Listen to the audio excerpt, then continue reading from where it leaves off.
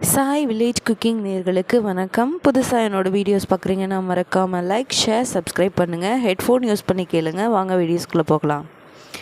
Episode 9, எதை விடுவது.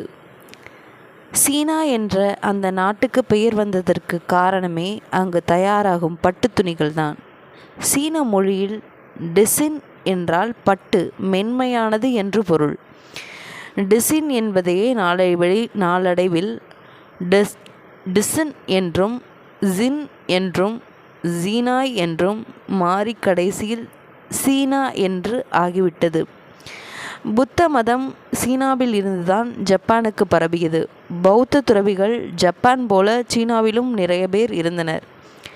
சீன குரு என்பதே ஜின் குரு என்றாகி ஜென் குரு என மாறியது என்றும் சில வரலாற்று ஆசிரியர்கள் கூறுகின்றனர். புகழ்பெற்ற சீன குருக்களின் முதன்மையானவர் கான்பூசியஸ். 2000 வருடங்களுக்கு மேலாக இன்று வரை அவரது பொன்மொழிகள் உலகெங்கும் போற்றப்படுகின்றன. சிறிய குடிசையில் எளிமையாக வாழ்ந்த அவரிடம் பாடம் கற்க ஏராளமான பிரபுக்கள், மன்னர்கள் தங்களுடைய பிள்ளைகளை அனுப்பி வைப்பார்கள். கான்பூசியஸிடம் பாடம் கற்றவன் என்ற ஒரு தகுதியே அந்நாளில் அரசுரிமை பெறுவதற்கான தகுதிகளில் மிகவும் முக்கியமான ஒன்றாக விளங்கியது. ஒரு நாள் குருகுலத்தில் கான்பூசியஸ் பாடம் நடத்தி கொண்டிருந்தார். அப்போது அங்கிருந்த ஒரு மாணவன் எழுந்து கேட்டான், குருவே, என்னை அரசு அதிகாரியாக நியமிக்கப் போகிறார்கள். எனக்கு தங்கள் அறிவுரை. நீ செய்யும் எந்த காரியத்திலும் உடனே பலன்கள் ஏற்பட வேண்டுமென்று எதிர்பார்க்காதே. அதற்காக அவசரப்படாதே.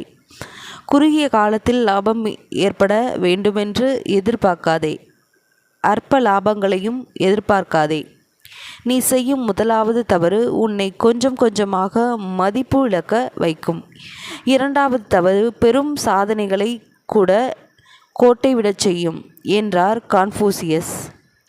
அரசு அதிகாரி என்ற முறையில் என்னிடம் என்ன குறைகள் இருக்கக்கூடாது என்றார் அந்த மாணவர். பாரபட்சம், அவசரப்பட்டு முடிவெடுத்தல், சுயநலம், பிடிவாதம் இவை கூடாது என்றார் கான்ஃபூசியஸ். இதையெல்லாம் கேட்டுக்கொண்டிருந்த இளவரசன் ஒருவன் எழுந்து கேட்டான், குருவே, முன்னோர்களின் ஆவிகளுக்கு எப்படி நம் கடமைகளை செய்வது? உயிருடன் இருப்பவர்களுக்கு முதலில் உன் கடமைகளை செய், ஆவிகளை பிறகு கவனிக்கலாம் என்று இதற்கு பதில் தந்தது. ஆட்சி சிறப்பானதாயிருக்க எவை எவை தேவை என்று அவன் தொடர்ந்து கேட்டான். 3 விஷயங்கள் தேவை. முதல் தேவை போதிய உணவு, இருப்பு. இரண்டாவது தேவை மக்களின் பாதுகாப்புக்காக பலமான இராணுவம். மூன்றாவதாக மக்களின் நம்பிக்கையை அரசு பெற்றிருக்க வேண்டும். இந்த மூன்றிலும் தன்னிறைவு பெற்றதே சிறந்த நிர்வாகம். இதில் ஏதேனும் ஒன்று விட வேண்டும் என்றால் முதலில் விட வேண்டியது எது?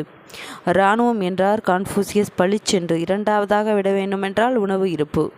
மாணவர்கள் இதை கேட்டு திகைத்தனர். குரு அவர்களுக்கு விளக்க ஆரம்பித்தார். உணவு இல்லை என்றால் பஞ்சம் ஏற்படும், மக்கள் மடிவார்கள். அப்படி பலமுறை மனித சமூகத்திற்கு நேரிட்டிருக்கிறது. இருப்பினும் மனித சமுதாயம் மீண்டும் துளிர்விட்டு எழாமல் இருப்பதில்லை. ஆனால் அரசு மீது உள்ள நம்பிக்கையை மக்கள் இழந்துவிட்டால் அந்த நாட்டின் கதி அதோ கதிதான். மக்களின் நம்பிக்கையே அரசின் மூலபலம். மற்றவை இரண்டாம் பட்சமே. ஆயுத பலம் இங்கு முக்கியமல்ல. முறை செய்து காப்பாற்றும் மன்னவன் மக்கட்கு இறையென்று வைக்கப்படும் என்று இதைத்தான் திருக்குறள் கூறுகிறது. கத்தியை தீட்டாதே, புத்தியை தீட்டு. அடுத்த கதை அடுத்த வீடியோஸில் பார்க்கலாம். என்னோடய வீடியோஸ் பிடிச்சிருந்ததுன்னா மறக்காமல் லைக், ஷேர், சப்ஸ்கிரைப் பண்ணுங்கள். நன்றி.